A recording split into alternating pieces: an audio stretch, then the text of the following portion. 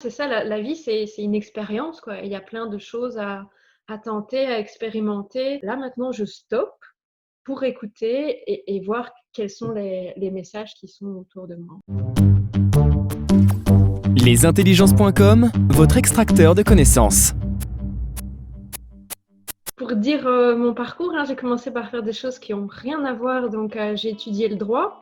Et donc, du coup, après, dans mon premier métier, si on veut, j'étais formatrice, mais je donnais des formations en droit social. Et aujourd'hui, je dirais que ce qui m'anime vraiment, c'est d'aider les personnes à remettre du sens dans leur vie et donc à trouver leur mission et vraiment à réaliser leurs aspirations. J'ai fait une formation en chamanisme et autant donc j'ai fait une formation en chamanisme et je peux être très dans le spirituel.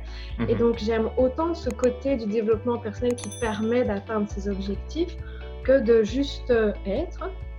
Et de développer notre côté spirituel aussi. J'écrivais pour moi trouver le sens de ma vie. Je peux poser des questions aux personnes qui les font évoluer personnellement.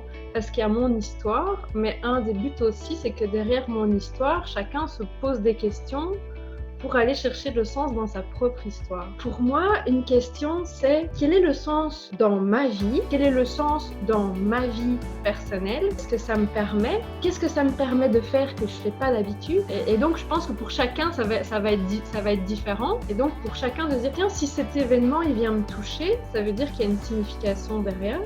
Mais c'est quoi ce sens pour moi? Qu'est-ce que ça m'apporte de positif, en fait? Quel est le sens de ma vie?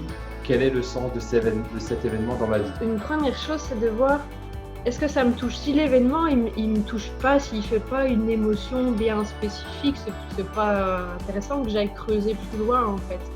Mais si justement, je suis tout le temps dans mon mental en train de penser à ça, ou s'il y a une émotion forte, ou si je ressens quelque chose dans mon corps.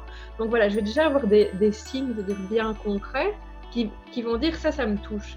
Donc je dis, ok, si ça me touche, c'est que ça vient parler quelque part de quelque chose qui est à l'intérieur de moi. C'est aussi une sorte de parade que tu as trouvé pour stopper, comme tu dis, le ruminement, les pensées négatives et ressasser la même chose et de couper ça par une espèce de question percutante qui va casser cette dynamique négative pour la transformer en positive en disant « Ok, concrètement, qu'est-ce que cet événement-là m'apporte? Qu'est-ce que j'en fais en fait ?» Poser la question justement, comment je suis responsable?